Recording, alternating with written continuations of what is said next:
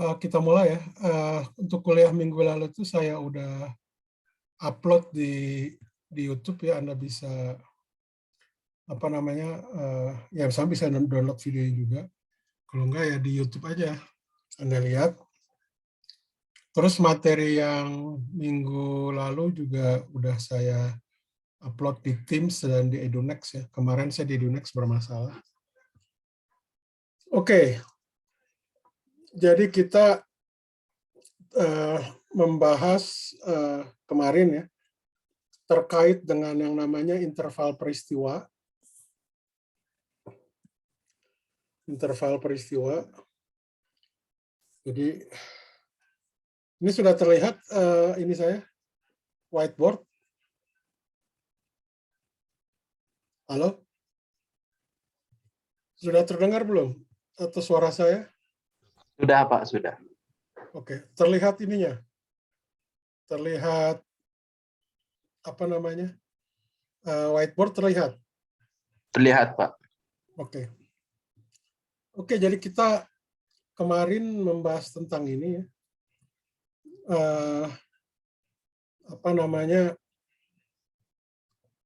Terkait dengan interval peristiwa. Jadi interpretasi fisis titik-titik di ruang Minkowski itu adalah peristiwa. Jadi ada waktu dan ruang, ada kapan dan di mana. Kalau di Newton kita di R3 cuma terjadinya tuh di mana gitu ya, tidak lengkap, jadi menggambarkan peristiwa. Nah, kalau di sini dia menggambarkan peristiwa, jadi lebih fisis lah gitu ya. Nah, S ini di sini kemarin kita sebut itu sebagai panjang sebenarnya dan tau sebagai waktu sebenarnya. Jadi delta S kuadrat kalau sama dengan 0 itu kita sebutnya adalah daerah cahaya atau light cone, kerucut cahaya. Ya, itu tempat-tempat di mana benda-benda yang kecepatannya itu, kelajuannya itu sama dengan C, kelajuan cahaya dalam vakum. Dan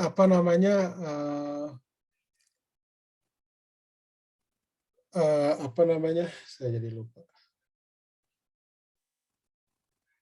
Ya, jadi benda-benda yang kecepatannya sama dengan C itu tinggal di light cone, di daerah light cone atau kerucut cahaya.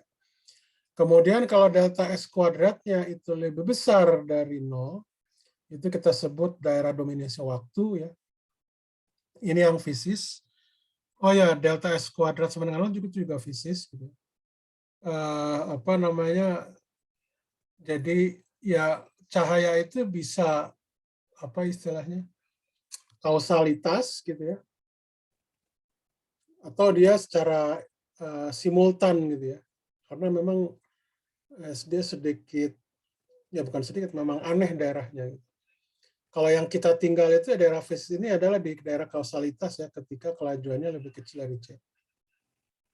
Oke. Kemudian kalau delta S kuadratnya itu lebih kecil dari 0, itu yang dikatakan dominasi ruang. Dominasi ruang. Jadi ini tidak fisis, ini adalah daerah yang kelajuannya itu lebih besar dari C. Jadi ini tidak ada kausalitas di sini. Atau dua peristiwa yang tidak berhubungan gitu ya. Alias jaka sembung gitu ya, nggak nyambung. Gitu.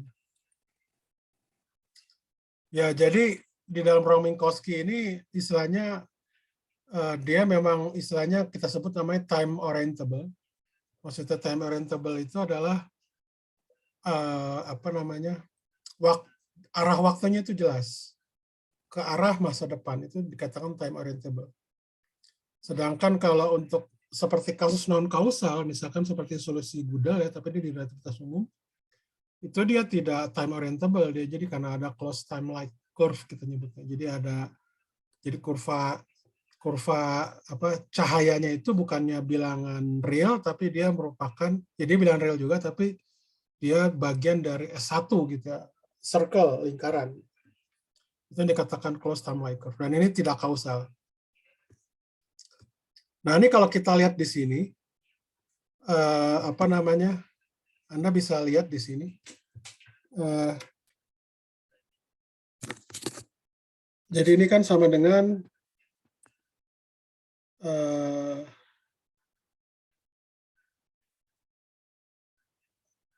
ini adalah sama dengan delta S kuadrat ya. Itu. Ya, yang tadi. Jadi kalau Anda lihat di sini, ya di bagian yang ini, kalau V-nya sama dengan C, maaf. Kalau V-nya itu sama dengan C, maka di sini udah kita lihat kan V sama dengan C ini pasti 0. Kalau untuk V-nya lebih kecil dari C, di sini bisa terlihat kan?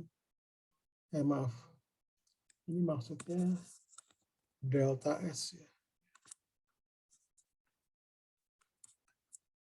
Kalau kita lihat V-nya lebih kecil dari 0, kita udah tahu bahwa di sini adalah delta S-nya lebih besar dari 0. Oke? Nah, kalau V-nya lebih besar dari C, delta S kuadratnya lebih kecil dari 0. Jadi dia yang tidak fisis. Ini tidak fisis.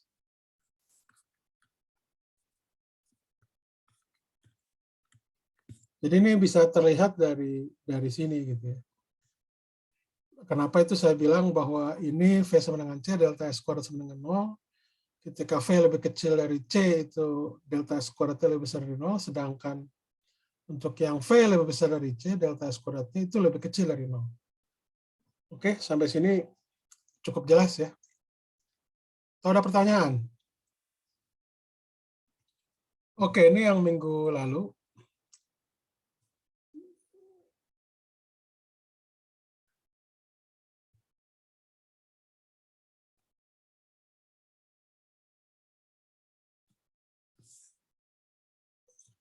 Oke.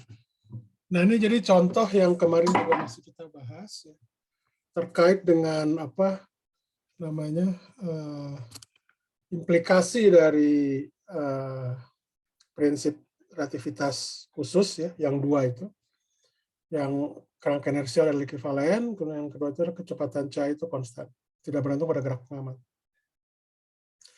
Jadi ini misalkan ini adalah sebuah muon gitu ya, muon negatif. Jadi dia punya waktu peluruhannya itu adalah delta T0 sama dengan 2,2 kali 10⁻⁶ second. Ini adalah waktu sebenarnya. Jadi kalau ada sebuah pengamat yang melihat muon itu tuh diam, itu dia mengukur waktu luruhnya itu seperti ini. Sedangkan kita yang bukan kita, suatu pengamat A yang diam terhadap bumi, gitu. Karena di sini ada dilasi waktu menurut prinsip relativitas, gitu. Jadi yang kita ukur itu adalah bukan waktu sebenarnya. Jadi ketika muon ini jatuh dari, ini sebutnya muon kosmis ya. Jadi dia berasal dari reaksi supernova atau katakanlah dari matahari juga bisa gitu. Nah, jadi kalau muon ini jatuh ke bumi kan dia punya kecepatan. Nah, jarak yang diukur oleh pengamat di bumi itu adalah jarak sebenarnya. Gitu. Yang disebut L0. Oke. Jadi makanya delta T di sini yang diukur oleh pengamat di bumi itu adalah L0 dibagi U gitu ya. Jadi U itu adalah kecepatannya, kecepatan muon relatif terhadap pengamat di bumi. Gitu. Sehingga kalau kita tadi pakai rumus tadi yang dilasi waktu gitu ya, maka akan saya dapatkan kecepatan U itu sendiri kalau kita memecahkan persamaan kuadrat gitu. Itu adalah sekitar 0,99987 C gitu ya. Artinya ini mungkin mendekati C lah ya di sekitar kita, tapi ini bukan C gitu. Oke, sampai sini dulu pertanyaan. Cukup jelas ya. Nah, akibat prinsip kedua itu yang disebut adalah namanya kontraksi Lorentz. Ya. Kontraksi Lorentz. Nah, jadi kita lihat di sini L0 itu adalah panjang sebenarnya yang diukur oleh pengamat di bumi yang diam. Jadi muon itu memang menempuh jarak sekian. Tetapi bagi muonnya itu sendiri itu terlihat lebih pendek Gitu ya. Itu makna dari kontraksi Lorentz itu seperti itu. Jadi kalau pengamat mengikuti muon yang bergerak, dia akan juga mengukur L di sini. Yaitu yang L di sini adalah sama dengan L0 kali akar 1 kurang V kuadrat per C kuadrat. Jadi L di sini itu adalah panjang yang diukur oleh pengamat B yang bergerak relatif terhadap bumi. Artinya dia melihat muon itu diam. Atau dengan kata lain ini adalah istilahnya ya tadi apa namanya panjang yang diukur oleh muon ya ketika bergerak. Gitu. Cukup jelas ya ini? Atau ada pertanyaan? Ingin bertanya, Pak. Ya. Berarti untuk menyelesaikan solusi dari soal sebelumnya itu kita bisa anggap sebagai pengamat di luar sehingga terjadi dilatasi waktu, atau kita juga bisa mengamati muonnya sehingga bagi muonnya itu ada kontraksi panjang gitu ya, Pak? Kalau kontraksi panjang ini sebenarnya diukurnya oleh kerangka yang mengikuti muon. Jadi oleh muon lah yang diukur ini, L di sini. Kalau yang bagi kita di pengamat di bumi yang diam, itu yang kita bisa ukur itu cuma L0, panjang sebenarnya. Artinya berapa jarak muon itu dari angkasa ke permukaan bumi, perkiraan. Kemudian sama delta T paling. Delta T itu kan diukur dari L0 dibagi U kan. Itu aja paling. Itu bisa kita ukur. Sedangkan besaran-besaran seperti delta T0 atau L gitu ya, itu diukur sebenarnya oleh muon. Ya kita memang bisa mendapatkan nilai sekitar 2,2 × 10⁻⁶ second ini, memang dari pengamatan eksperimen memang seperti itu. Tapi juga dengan menggunakan efek relativitas khusus yang dilasi waktu dengan kontraksi panjang. Bisa kesimpulannya seperti itu. Ada lagi yang lain? Terima kasih, Pak. Ya, sama-sama. Oke. Nah, ini Anda nanti bisa hitung ya di situ. Kalau panjang yang diukur oleh muon itu berapa, itu sebagai ini aja. Gitu ya. Nah, ini contohnya misalkan saya ambil batang gitu ya. Yang contoh lain lah gitu ya. Ini batang misalkan. Jadi batang ini diamati oleh pengamat A. Jadi ini A ini kan adalah mengukur panjang sebenarnya. Kemudian ada pengamat B yang bergerak dengan kecepatan konstan. Kita ambilnya dulu dia searah dengan arah batang lah geraknya ya. Sepanjang sumbu X misalkan. Jadi ini adalah Y. Yang kesana X. Kenapa nggak bisa ya? Sebentar.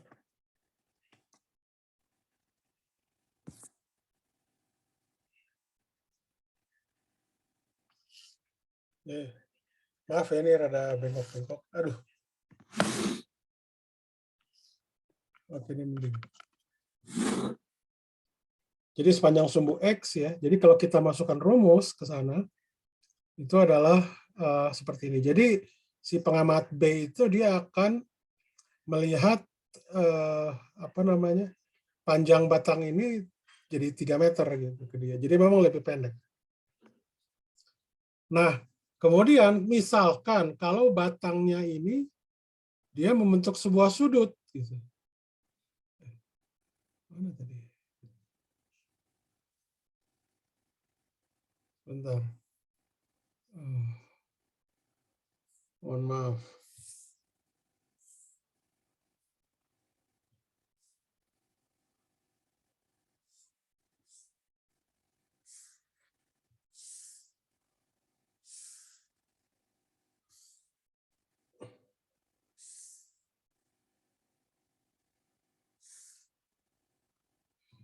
Oke, sorry.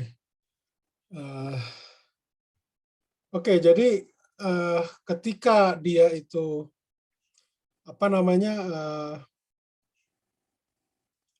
batang itu bergerak, misalkan batang itu dia membentuk sudut ya terhadap sumbu X, misalkan theta gitu ya.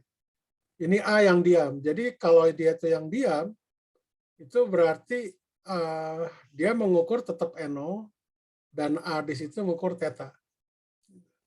Nah sekarang kalau misalkan pengamat itu tetap bergerak si B itu sepanjang sumbu X. Jadi nanti yang berkontraksinya itu adalah yang sumbu X-nya saja. bukan yang dari sumbu Y-nya. Sehingga nanti yang diukur juga panjangnya tentu berubah, bukan N0, tapi adalah L prime sama. Kemudian tetanya itu menjadi theta prime. Bentar, ini kayaknya lagi ada masalah ya.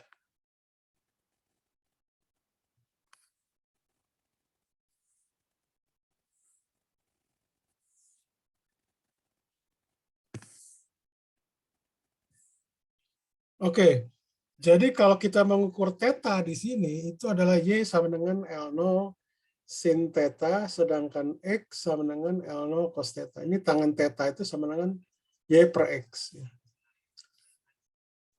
Nah, sedangkan karena dia itu hanya bergerak sepanjang sumbu X, ya, jadi nanti X-nya yang berubah. Jadi ini adalah X prime sama dengan X dikali 1 kurang V kuadrat per C kuadrat. Sedangkan Y prime-nya itu adalah tetap. Gitu ya. Sehingga nanti kalau saya hitung, kalau si B ini ngitung, jadi yang terukur itu di sini bukannya L0, tapi jadi L prime dan tetanya udah theta prime. Oke, di mana X prime-nya di sini itu adalah L prime cos theta prime, sedangkan Y prime-nya itu adalah L prime sama dengan sin theta prime. Walaupun memang Y prime ini sama dengan Y.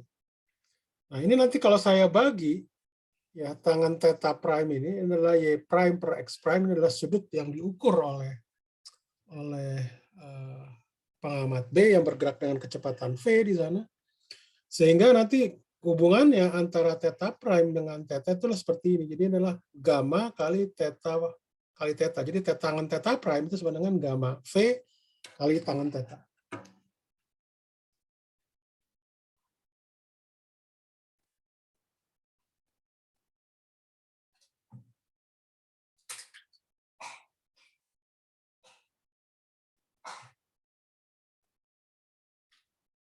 Sebentar ya, kalau ada pertanyaan silakan.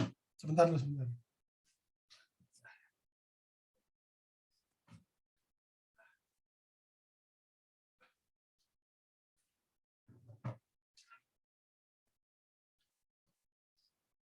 Oke, saya lanjutkan. Nah, jadi kalau kita lihat gamma V di sini kita tahu itu adalah 1 per akar kan, kurang 1 per akar 1 kurang V kuadrat per C kuadrat. Jadi karena V-nya kita ambil lebih kecil dari C, nah, maka pasti gamanya itu akan lebih besar dari 1. Oke. Sehingga ini bisa saya simpulkan karena gamma itu lebih besar dari 1, maka tangan theta prime itu pasti lebih besar dari tangan theta.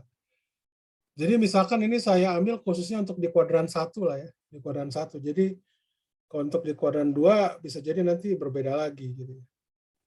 Seperti itu. Nah, ini menariknya. Jadi ini selama di V lebih kecil dari C ya. Kan kita kalau misalkan ada segitiga kan berlaku hubungan ini kan A per sin alfa sama dengan B per sin beta sama dengan C per sin gamma. Nah, jadi kalau misalkan ada V itu ada pengamat lain yang bergerak dengan kecepatan V, ya, maka ini pasti tinggal dirubah aja. Jadi kalau karena ini masih terlihat segitiga ya, masih terlihat segitiga. Jadi Anda bisa buktikan bahwa pengamat B pasti juga akan melihat dia segitiga, tapi dia pakai prime semua. Jadi A prime dibagi sin alpha prime sama dengan B prime dibagi sin beta prime sama dengan C prime dibagi sin gamma prime. Ini untuk V lebih kecil dari C, harus diingat. Jadi rumus ini tuh tidak berlaku untuk V sama dengan C, karena gamanya itu akan menuju tak berhingga. Oke.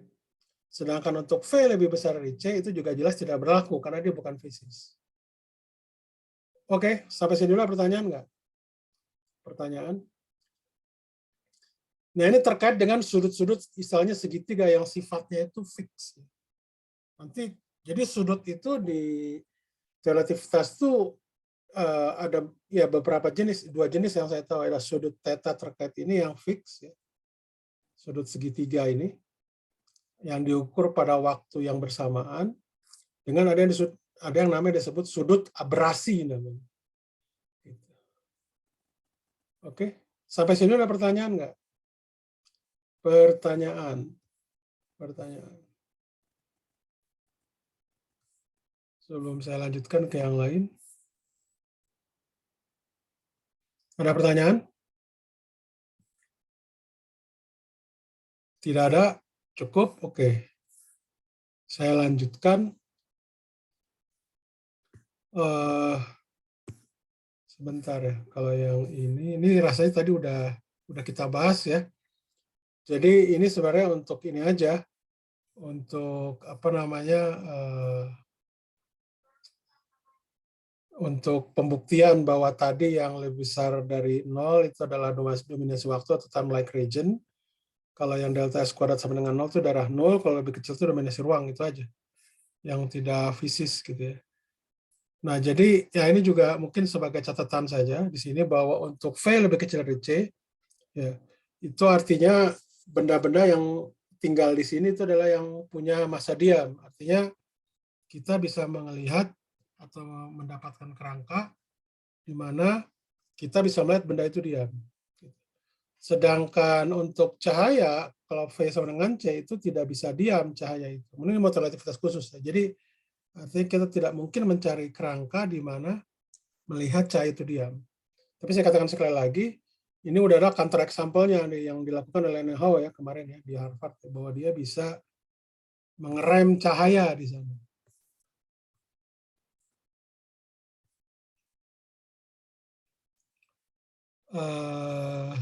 Apa lagi nih?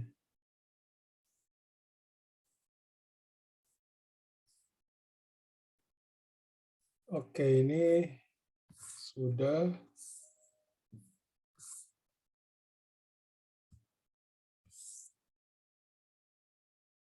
Ini mana nanti kesemutan.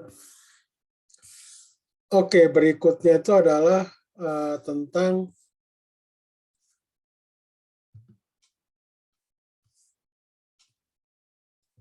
jadi kita balik lagi ke transformasi Lorentz. Ya, jadi kita tahu bahwa Anda bisa lihat di buku keren ya, alternatif penurunan dari transformasi Lorentz, dari kontraksi Lorentz ya, dan juga transformasi Lorentz di sana. Sorry, bukan transformasi Lorentz, kontraksi Lorentz. Penurunannya bisa dilihat di sana. Tapi ini yang formalnya kita menggunakan transformasi Lorentz. Gitu ya. Jadi kalau untuk seperti ini misalkan. Jadi kalau untuk mengukur atau melihat adanya dilasi waktu atau tidak, bagaimana kita mengukur perbedaan waktu itu harus dilakukan pada tempatnya yang bersamaan. Gitu ya. Jadi tempatnya yang bersamaan. Ini mungkin nggak kalau secara relatif sih mungkin nggak mungkin ya gitu ya. Karena istilahnya begini. Jadi saya membandingkan dengan waktu ada dilasi atau tidak, antara saya dengan pengamatan bergerak, itu harus pada titik yang sama. Sedangkan dalam realitasnya kalau kita mau ukur waktu kan pasti ada jarak. Nggak mungkin dong kita nanti kalau ada kereta, kecuali kita bisa tembus kereta itu. Tapi kan kalau kita nanti istilahnya bisa tembus di kereta ya aneh gitu kan. Bisa ketabrak nanti. Kalau kita istilahnya mau di satu titik kita ada kereta jalan itu dengan kecepatan tinggi, kita berdiri di depannya pasti akan ketabrak, akan terukur gitu ya. Jadi ini biasanya dilakukan untuk kasus partikel elementer biasanya. Dan pada realitasnya, walaupun idealnya dilakukan pengukuran itu pada tempat yang sama, ya pada posisi yang sama untuk mendapatkan dilasi waktu ini, itu secara realitas ini sulit dilakukan gitu ya. Seperti itu. Jadi tetap saja dalam eksperimen faktor posisi ini tetap ada dan diperhitungkan. Seperti kasusnya Mohon tadi gitu misalkan. Itu untuk sederhananya saja. Jadi delta X-nya itu dianggap kecil lah. Kenapa? Karena ya sama-sama di bumi.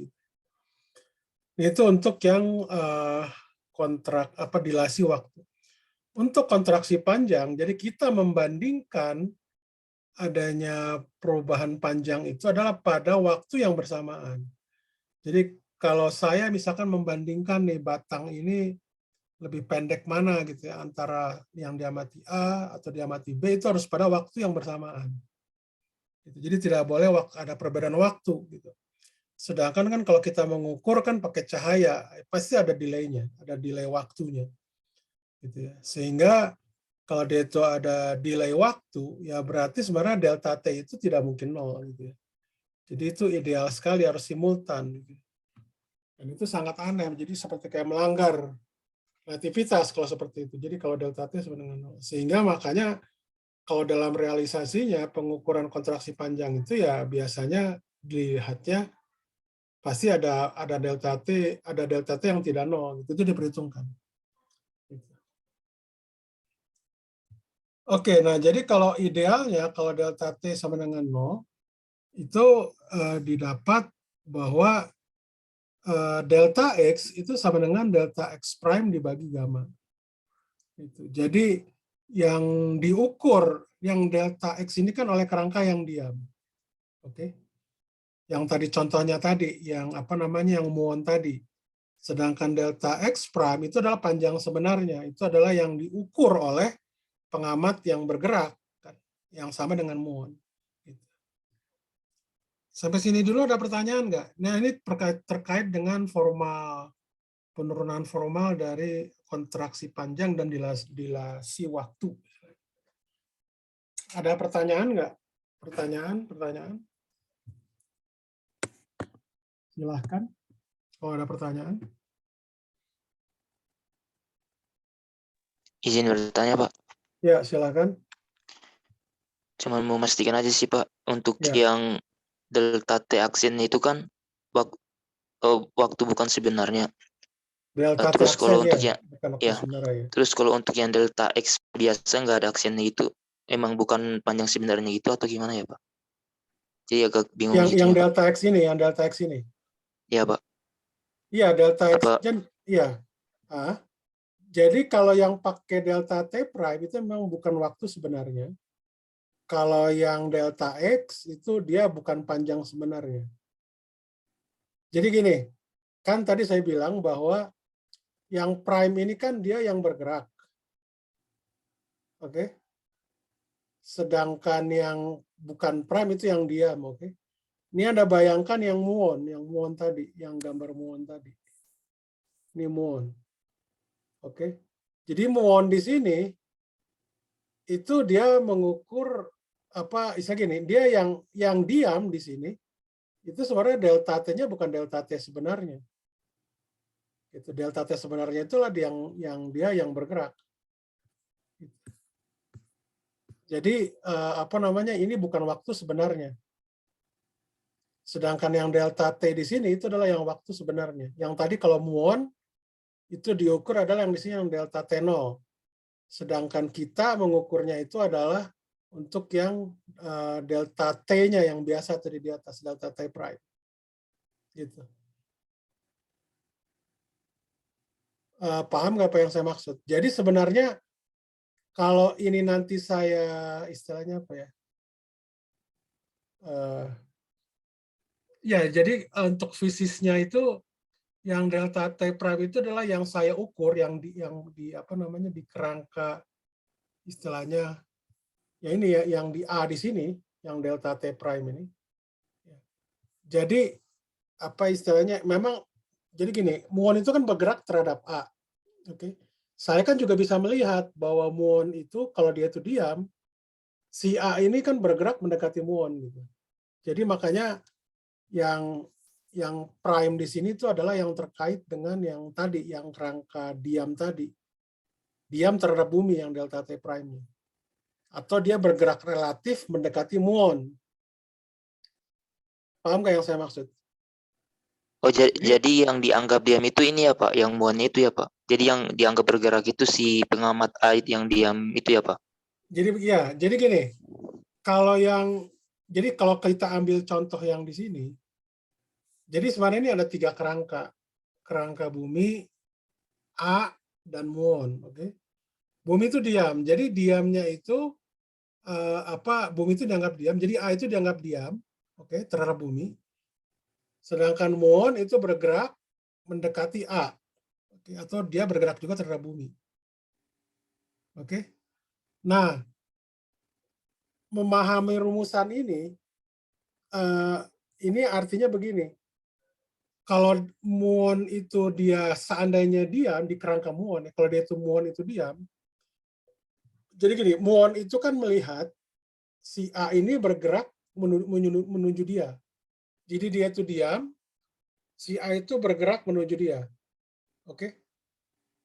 Paham yang saya maksud ya? Paham, Pak. Ya, jadi di sini jadi delta T prime di sini. Ini terkait dengan gerak relatif A terhadap muon. Jadi patokannya itu muon itu dia diam, A bergerak. Gitu. Jadi makanya di sini delta T-nya sebenarnya di delta T prime. Misalnya gitu. Sedangkan yang delta T di sini itu ada delta T0 di sana. Ini adalah waktu sebenarnya ya ketika muon itu diam. Jadi muon itu diam, dia melihat A itu bergerak. Si A itu mengukur waktu muon. Seperti itu.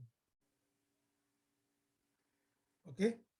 Nah, sedangkan kalau untuk yang kontraksi panjangnya, ya ini memang kebalik karena delta X itu adalah delta X kalau yang di sini itu diam. Jadi delta X di sini, delta X prime itu kan tadi dia bergerak, apa istilahnya gini. Jadi yang mengukur muon ini, yang L0 ini kan panjang dari A. A itu kan dia kalau dari sisi partikel muon, dia kan bergerak menuju A kan, gitu. Paham nggak yang saya maksud?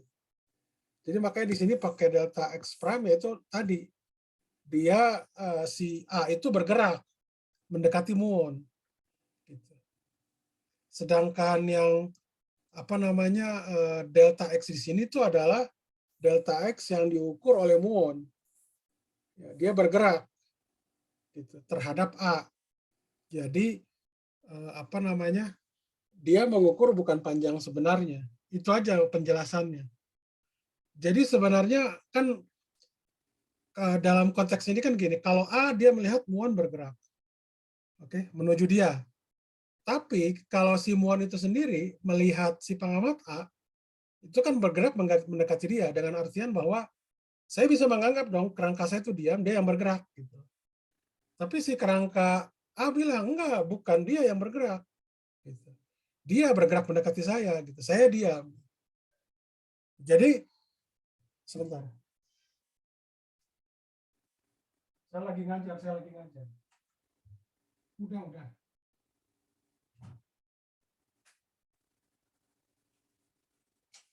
Oke, di situ paham nggak apa yang saya jelaskan? Halo, tes. Kedengaran nggak suara saya? Halo. Kedengaran, Pak.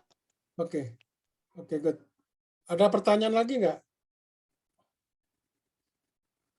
Ya, jadi kenapa demikian? Karena kan kita sudah menggunakan prinsip relativitas kan. Jadi bahwa kerangka inersial itu ekivalen. Jadi bisa aja tadi si B menurut saya bergerak. Tapi B melihat A bergerak. Enggak, bukan saya bergerak, kamu yang bergerak. Makanya kalau orang ribut, siapa yang mengelilingi matahari? Bumi mengelilingi matahari atau matahari mengelilingi bumi? Ya bergantung siapa melihat siapa gitu. Jadi makanya gerak itu sifatnya itu relatif. Makanya ini salah satu pelajaran juga ya dari relativitas itu bahwa orang berbeda pendapat gitu ya.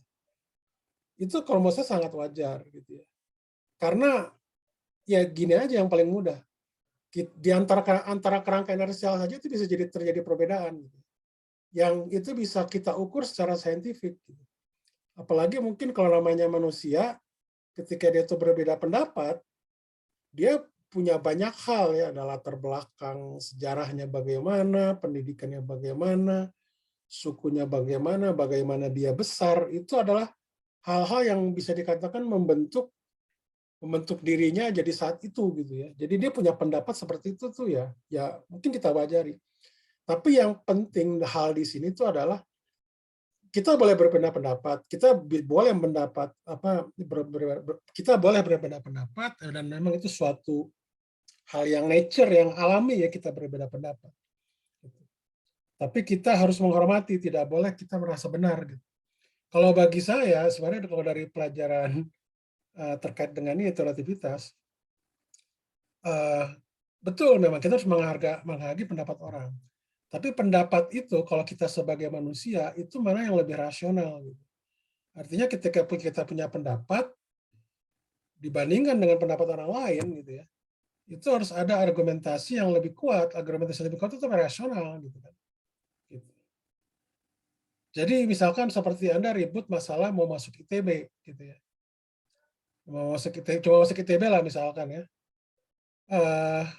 Kalau sekarang kan lagi COVID ini kan Anda harus masuk dari depan, nggak bisa dari belakang, kan? Dari pintu mana? Pintu selatan, harus dari pintu utara, gitu kan. Ya kalau misalkan Anda berdebat, satu misalkan bilang dari pintu utara, terus satu lagi dari pintu selatan. Kalau yang si satu bilang ini pintu utara itu kan udah dia dibuka. Kalau yang pintu selatan itu dilarang, gitu. Tapi yang si ini tetap ngotot, gitu. Saya mau masuk di pintu selatan. Nah, itu kan tapi ternyata dia salah, gitu ya. Jadi artinya bahwa kalau kita berargumen itu harus ada landasan rasionalnya dan faktanya seperti apa. Jadi ya itu bisa dikatakan di fisika itu kita belajar untuk ke sana. Jadi kita belajar untuk bagaimana kita menghormati pendapat orang secara rasional dan berdasarkan fakta. Kalau misalkan orangnya sudah, ini saya pengalaman ya. Jadi kalau orangnya sudah berpendapat, dia apa istilahnya sudah bilang adalah alasan seperti ini yang rasional dan ada faktanya demikian, dia masih tetap kekeh gitu, kekeh itu apa ya, ngotot gitu dalam pendapat, ya udah gitu. Kita anggap ya kita udah menginikan dia, istilahnya kalau namanya orang berpendapat apalagi sebaya dan lebih tua, kita anggap dia sudah tahu lah gitu ya, hal-hal seperti itu hal kan yang bersifat dasar gitu. Kecuali kalau kita bicara dengan anak kecil, dan anak kecil tentunya beda gitu ya, perlakuannya. Ya, itu sekedar intermezzo saja terkait dengan masalah beda pendapat. Jadi memang kalau di relativitas ini ya tadi ya, jadi dia itu berbeda nggak masalah, tapi dia ada alasan mengapa dia itu berbeda. Jadi bisa kita telusuri kenapa orang itu berbeda. Ya tadi, oh kecepatannya berbeda. Apa saya diam dia bergerak, atau dia juga bergerak. Dia kalau dia, malah saya bergerak. Gitu. Dia diam. Gitu. Jadi hal-hal seperti itu yang bisa dikatakan membuat tadi hal-hal berbeda seperti tadi. Contohnya adalah ya tadi dilasi waktu dengan kontraksi panjang. Kemudian aspek yang lain lagi itu adalah terkait dengan penjumlahan relativistik. Kalau Anda lihat di Crane, ya itu penurunannya tidak formal. Maksudnya penurunannya itu salah atau tidak ya? Sebenarnya sih bisa dikatakan kurang tepat sih kalau saya melihatnya. Ya itu sih bisa saja, tapi ada beberapa hal yang bisa jadi dia kurang tepat ya. Jadi misalkan ketika di Crane itu dia misalkan menurunkan penjumlahan kecepatan itu pada sistem satu dimensi, ya itu bisa. Tapi kalau nanti sistemnya itu kita extend ke 3 dimensi yang sebenarnya seperti ini, cara seperti itu sudah tidak bisa dilakukan gitu ya. Ya artinya kayak saya katakan itu kurang tepat, bukan tidak tepat, kurang tepat. Mohon maaf tadi saya terputus ya. Halo? Sekarang terdengar nggak suara saya? Sudah, Pak. Oke, tadi saya terputus betul ya? Terlempar keluar. Iya, Pak. Di penjumlahan relativistik. Oke. Ya, saya ulangi lagi ya. Terkait dengan penjumlahan relativistik. Jadi, kalau Anda lihat di buku Crane, itu kan penjumlahan relativistiknya kan dilakukan satu dimensi. Ya, jadi itu sebenarnya kurang tepat gitu ya. Jadi cara yang dia lakukan itu tidak bisa kalau kita extend ke yang fisis, artinya kan 3 dimensi gitu ya, seperti ini. Jadi ada X, Y, dan Z-nya. Nah, jadi makanya kita dalam penurunan ini itu kita menggunakan langsung transformasi Lorentz. Jadi ini penurunan formal. Jadi ini di 3 dimensi gitu ya. Jadi kalau untuk 1 dimensi Anda tinggal setting DY dengan DZ sama dengan 0 gitu ya. Tapi kalau pakai cara yang di crane ya, di modern physics itu nggak bisa. Jadi itu untuk satu dimensi. Jadi kalau misalkan saya meninjau sebuah kerangka O itu meninjau dengan kerangka O yang diam ya, dia ada partikel dengan kecepatan v, ya, itu komponennya seperti ini, Vx, Vy, Vz didefinisikan sebagai dx dt, dy dt dengan dz dt. Ini di kerangka O. Nah, kalau di kerangka O prime, itu kan kalau kita pakai transformasi Lorentz kan seperti ini. Oke? Nah, jadi makanya ketika di transformasi Lorentz, jadi nanti Vx sama dengan dx dt, kalau di kerangka O prime yang bergerak dengan kecepatan konstan, misalkan terhadap sumbu X, dia bergeraknya sepanjang sumbu X, ya nanti Vx prime itu tinggal diganti aja jadi dx prime, dt prime. Jadi didapat yang seperti ini.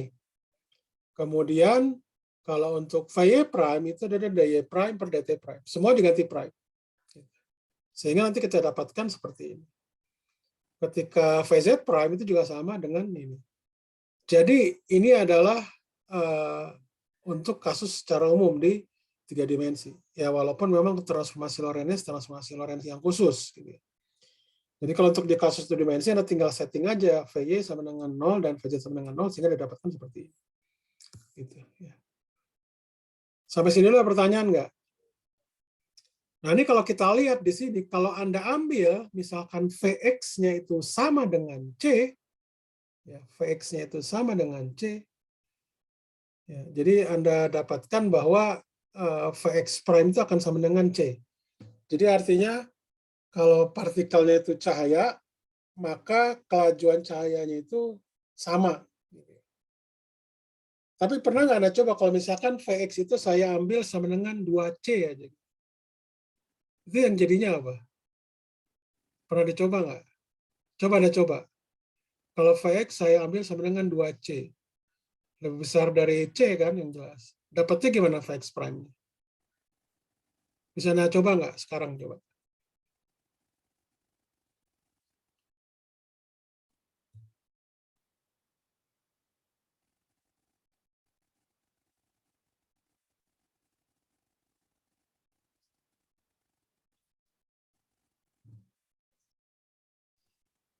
Jadinya dia geraknya berlawanan ya, Pak? Nah, coba Berlawanan kita lihat dengan ya. arah geraknya. Kita lihat. Oke. Anda coba misalkan ini contoh ya. Contoh counterintuitif. Kalau Vx sama dengan 2C. Kalau yang C kan udah jelas sama dengan C. Jadi kalau Vx prime itu kan sama dengan 2C dikurangi V dibagi 1 kurang 2V per C gitu kan ya. Oke. Nah, agar supaya lebih mudahnya lagi, kita ambil V besar itu sama dengan C per 2. Misalkan ya, atau C per 4 atau 3C per 4 nggak masalah. Didapatkannya jadi apa? Sama dengan apa? Ini adalah berarti 3 per 2C ya. Betul nggak? Dibagi dengan 1 kurang berapa nih? V-nya itu adalah C per 2. Sebentar, kalau C per 2, ini malah jadi 0 ya, sebentar. Misalkan C per 4 deh, paling gampang. Supaya nggak ini. C per 4. Atau 3 per 4 lah. Kan nggak masalah kan ya. V-nya, V besarnya sama dengan 3 per 4. 3 per 4. Jadi kalau 3 per 4 itu berarti yang di sini ini adalah sama dengan berapa nih? 3 per 4C, maaf. Kalau jadi kalau 2 dikurangi 3 per 4 berapa? 5 per 4 ya? 5 per 4 betul ya?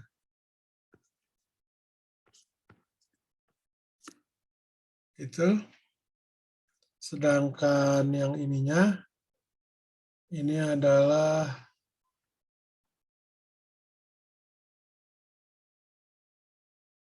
3 per 2 ya. Betul nggak gitu? Betul ya? Jadi didapatkan di sini adalah sama dengan minus berapa tuh?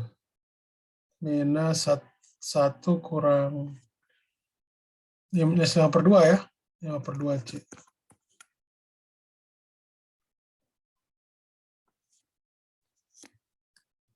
Oke. Betul nggak seperti ini? Betul ya? Minus 5/2C. Jadi dia kecepatannya melebihi C, gitu ya. Tapi geraknya berlawanan. Menurut Anda ini gimana? Ada komentar nggak?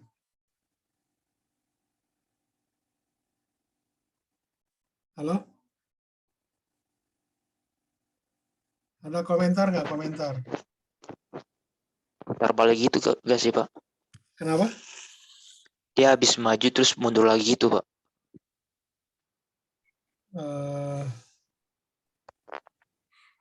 Ya, jadi memang untuk kasus yang ini, sebentar nih mau saya pindahkan tapi nggak bisa kayaknya. Oh ya, ini saya coba nih. Oke. Jadi kenapa demikian?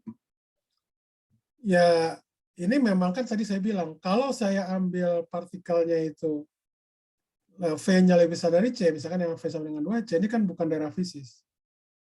Jadi apapun hasilnya, nggak usah Anda pikirkan. Karena ini bukan daerah fisis. Jadi daerah fisis itu adalah yang V lebih kecil atau sama dengan C. Untuk yang V sama dengan C aja itu juga bermasalah kan. Terutama ini nih, di faktor ini. Kalau kelajuan kerangkanya itu sama dengan C. Nih, gamma 1/gamma kan dia jadi akan 0. Di sini juga dia akan 0. Kalau V besarnya sama dengan C gitu ya. Paham nggak yang saya maksud? Jadi Anda nggak perlu pikirkan hal seperti ini, karena ini di daerah yang bukan fisis. Jadi istilahnya tidak ada partikelnya. Gitu. Jadi tidak fisis.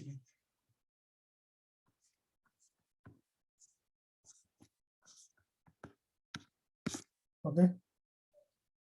Jadi tidak perlu dipikirkan. Jadi yang Anda pikirkan cuma V lebih kecil sama dengan C. Oke. Ada lagi nggak yang lain? Oke, kita lanjutkan ya. Nah, jadi kalau misalkan di sini sebuah partikelnya itu dia bergeraknya membentuk sudut.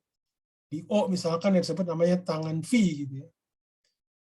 Maka di O prime, tangan V prime itu adalah VY prime dibagi dengan VX prime. Nah, V di sini itu kita nyebutnya adalah sudut abrasi partikel namanya.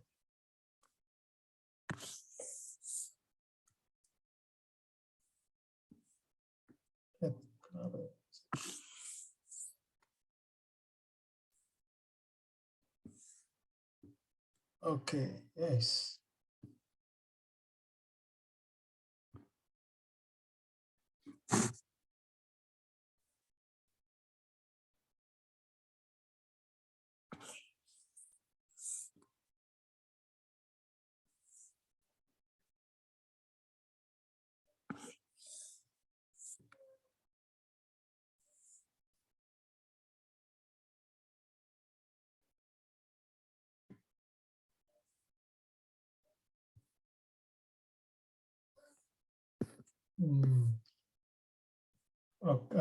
Kasih keterangannya di mana ya?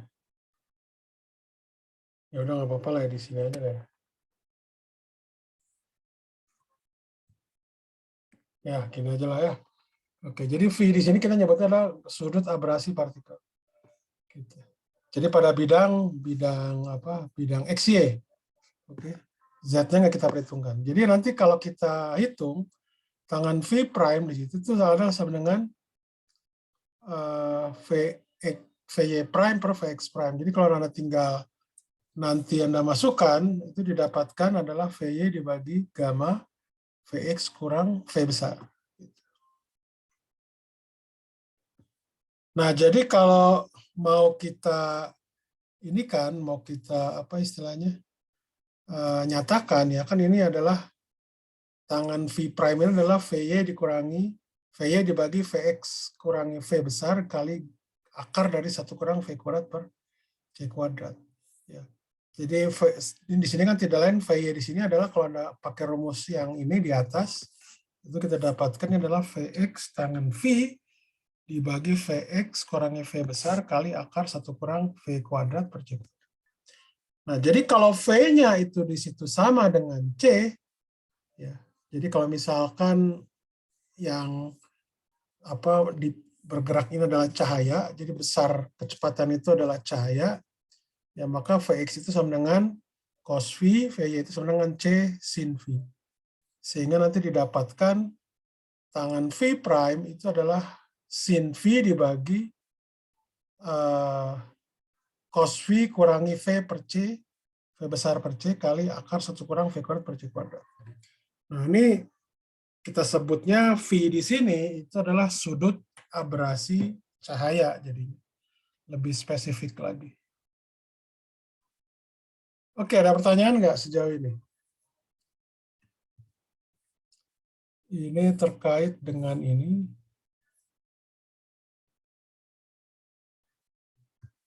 Nah, ini sebenarnya coba Anda kerjakan dulu.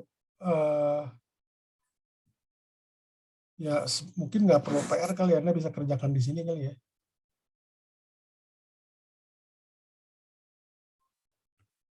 Nggak perlu Anda kerjakan jadi PR. Jadi kalau misalkan begini, ini ada stasiun ruang angkasa, dia diam, ada roket, ya.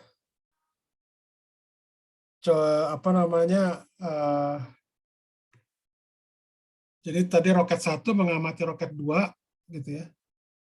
Jadi gini, roket 1 tuh dia bergerak sepanjang sumbu X dengan kecepatan 0,6 C, V-nya 0. Sedangkan roket 2 itu bergerak sepanjang sumbu Y kecepatan 0,8. Vx-nya 0. Nah, sekarang soalnya itu adalah hitung kecepatan dan kelajuan roket 1 diukur oleh roket 2. Kemudian ada lagi hitung kecepatan roket 2 relatif terhadap roket 1. Bisa nggak Anda lakukan itu sekarang? Mungkin sebagai ini aja ya, latihan ya, 10 menit gitu, atau 15 menit bisa lah ya. Silahkan 15 menit lah. Dikumpulkannya di tim saja ya, di tim saya buat.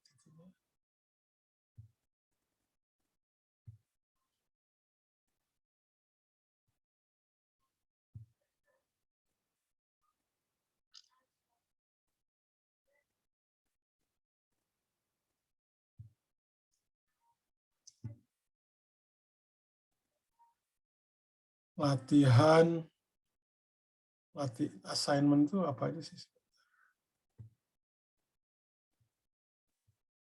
Discard. Oh, latihan mah belum kelihatan ya, atau ya kita sebut aja kuis 2 lah ya, kuis 2. Kuis 2.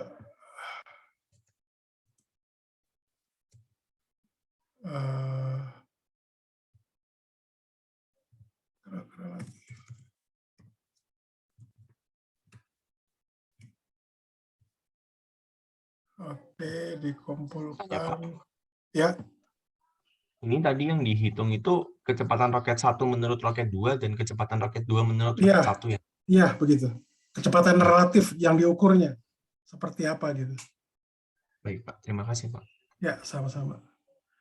Jadi 8 berapa tadi? 821 ya?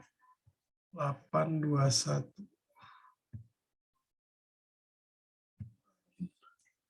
Ya, saya inikan jadi 825 lah ya. Coba Anda hitung. Anda kumpulkan di Teams juga, tapi ini dalam bentuk PDF nggak apa-apa.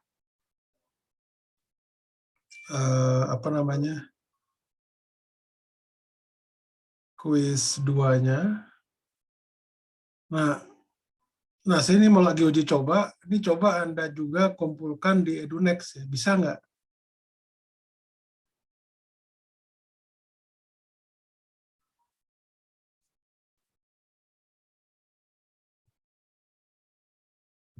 Assignment kuis 2.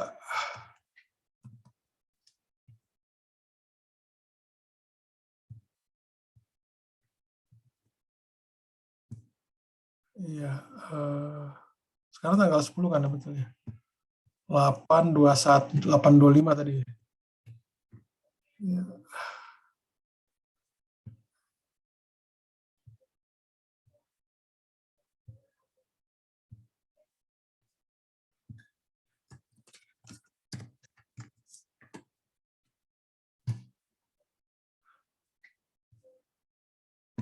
Oke, yang utamakan di Teams dulu, kalau bisa 825, Anda bisa kumpulkan, kemudian nanti Anda coba di EduNext ya. Di EduNext, Anda coba di modul 4, atau Anda klik aja assignment.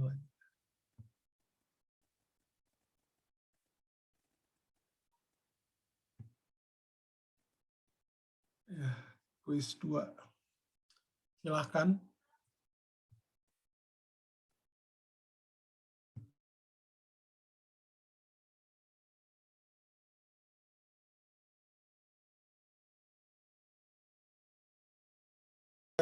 Saya sambil absen ya.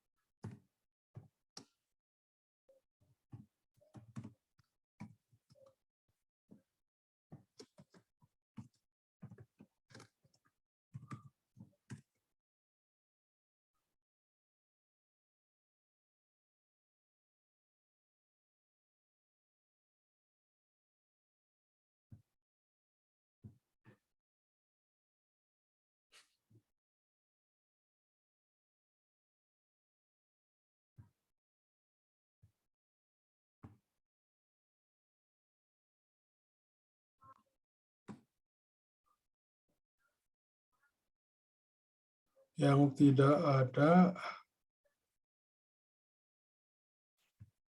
tunggu.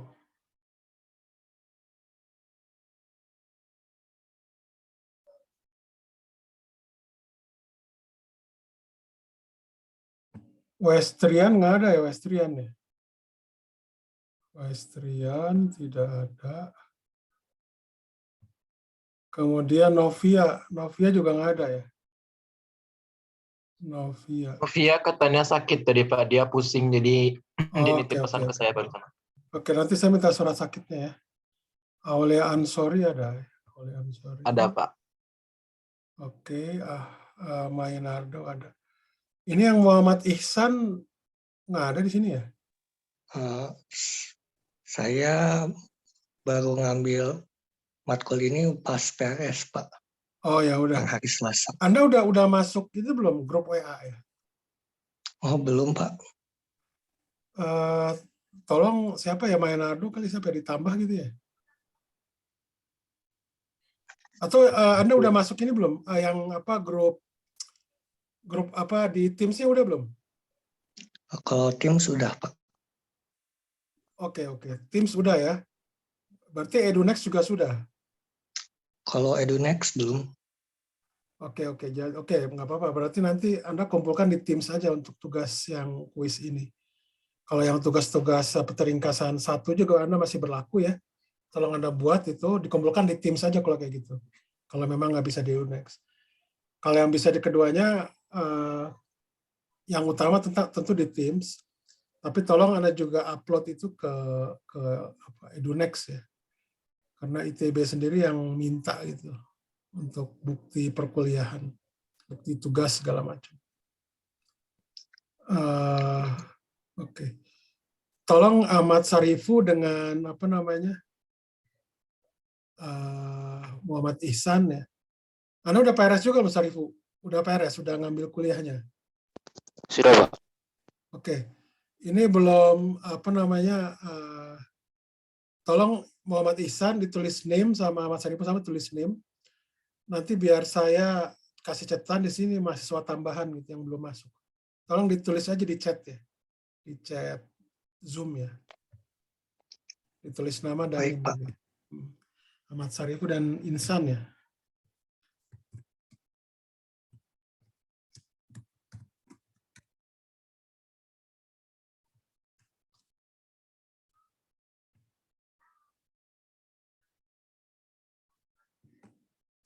Oke, terima kasih.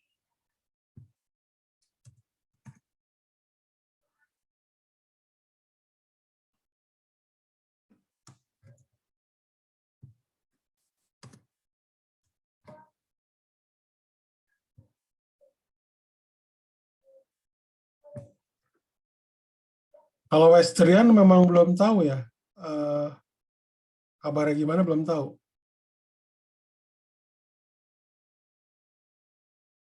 Westrian.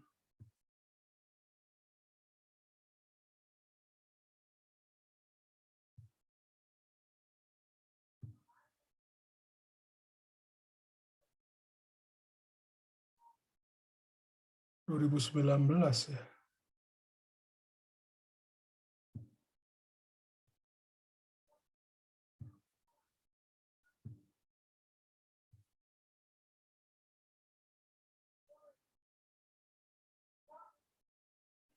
Sebentar, kok agak aneh juga. Kenapa tadi nggak muncul ya? Sebentar. Oh, daftar name per baris. Sebentar.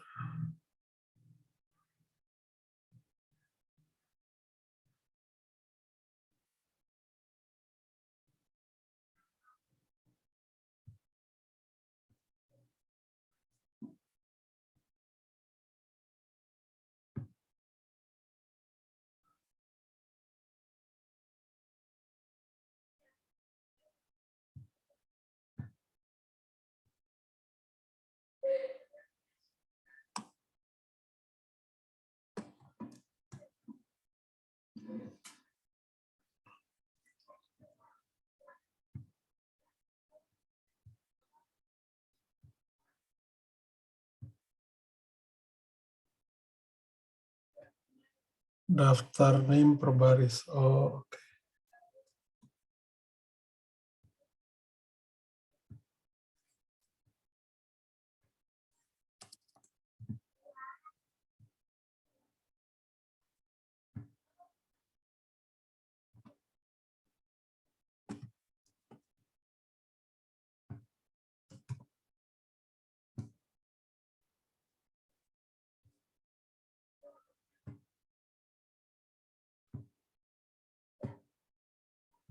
Oke.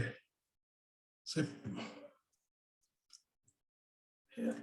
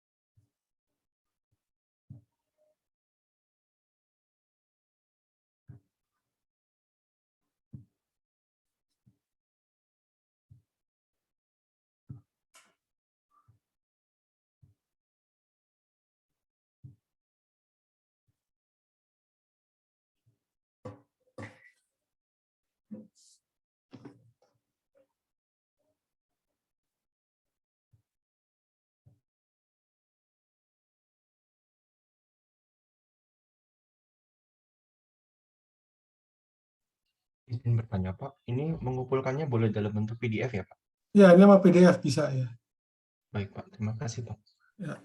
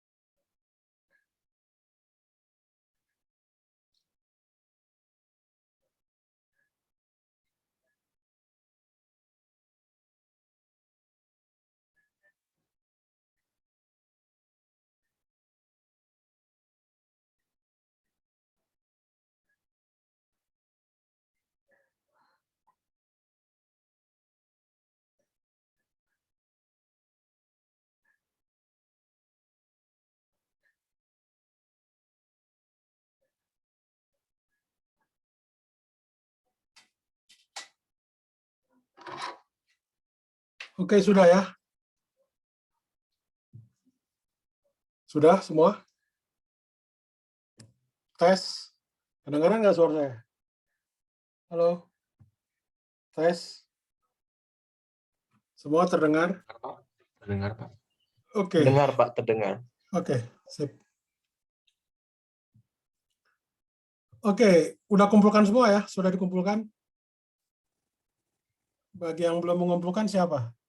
Raise hand aja, mungkin ada masalah atau apa enggak. Semua udah dikumpulkan? Lagi mau mengumpulkan, Pak. Oke.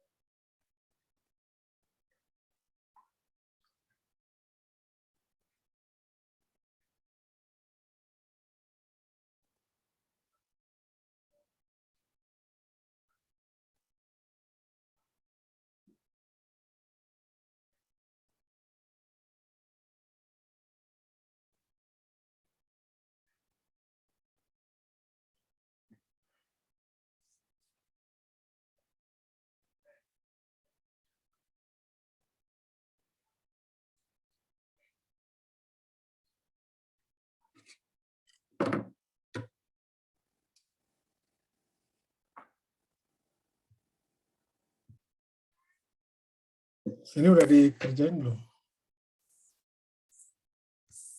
Oh, ini mas secara simultan ya. Oke, jadi ini sebagai contoh misalkan kalau apa namanya?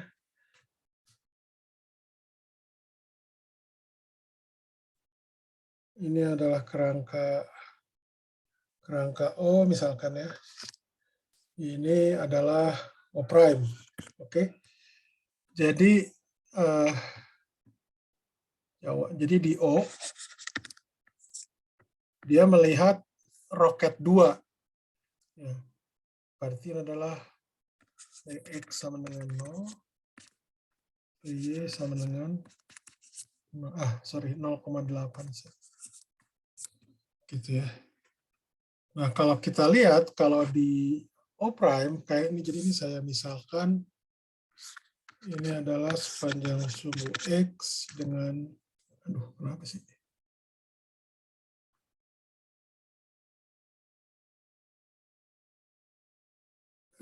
Kenapa sih?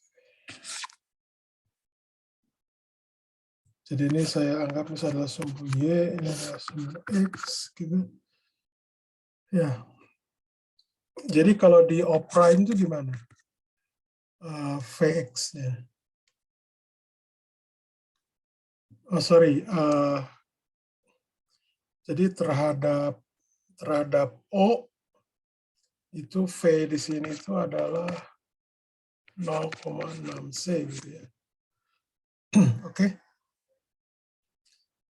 Ini jadi saya misalkan untuk yang 1 melihat 2. Oke, 1 melihat 2.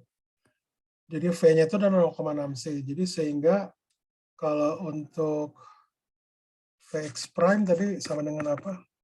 Vx dikurangi V dibagi 1 kurang Vx V dibagi C kuadrat ya? Kalau nggak salah gitu ya? Betul nggak? Halo? Tes. Iya Pak. Sedangkan Vy-nya prime itu adalah Vy per gamma 1 kurang Vx V dibagi C kuadrat. Oke. Nah, kita tahu, jadi ini adalah 1 melihat 2. Gitu ya. Jadi kalau 1 melihat 2, nah sekarang kita lihat di sini. Vx-nya sama dengan berapa? 0 kan? berarti ini dianggap adalah minus V gitu ya, V besar gitu. Dimana V besarnya itu adalah minus 0,6 C. Sedangkan untuk yang, betul ya, kalau yang VY prime, karena Vx-nya itu 0, itu berarti tinggal adalah, ini VY-nya itu berapa tadi? 0,8 ya, dibagi gamma. Atau 1 kurang, berapa tadi sih?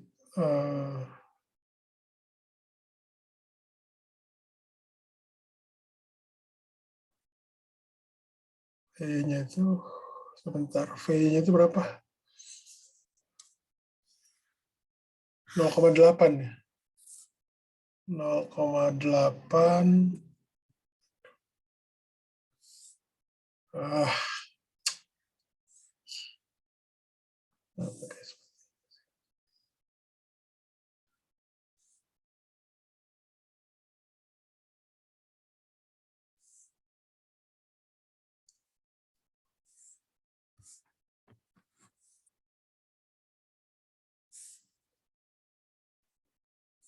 Oke, sorry. Jadi ini adalah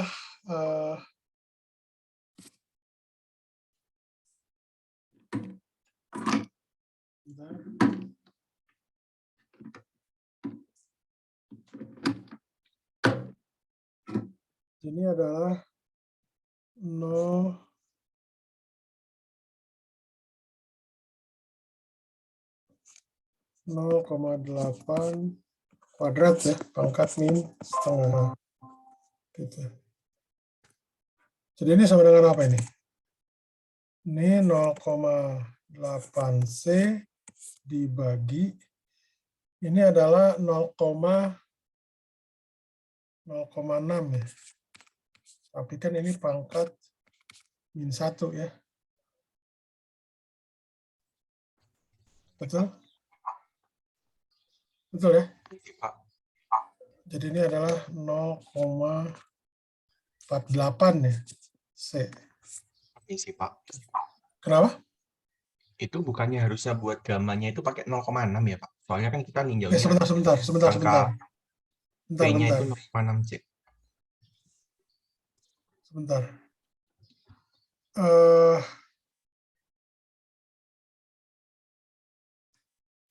Kan begini, sebentar. Tentunya apa ya, ada yang kebalik ya. Sebentar ya, ada yang kebalik. Jadi kan 1 melihat 2 ya. Jadi 1 melihat 2. Oh ya, betul. Ini berarti, oh ya, betul. V-nya betul 0,8. Oh ya, betul. Jadi ini 0,6, maaf. Jadi di sini adalah 0,6 ya, sorry. 0,6. Betul ya, terima kasih. Jadi di sini ini adalah 0,8 berarti ya.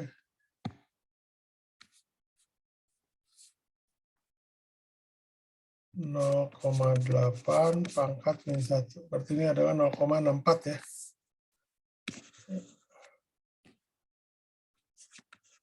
Oke. Betul ya? Ya. Ada pertanyaan nggak? Ini 1 terhadap 2. Nanti kalau 2 terhadap 1 itu ada berbeda lagi. Nanti Anda tinggal ganti aja. Yang Vx-nya itu menjadi Vy. Yang Vx-nya, Vy-nya itu jadi Vx. Itu nanti bisa Anda lakukan sendiri lah ya. Oke, sampai sini dulu pertanyaan nggak? Pertanyaan? Jadi kalau ditanya kecepatan, ya berarti seperti ini. Kecepatan 2 dilihat oleh 1, atau 1 melihat 2. Gitu. Seperti itu.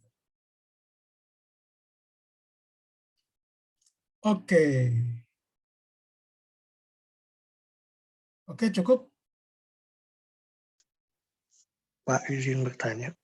Ya.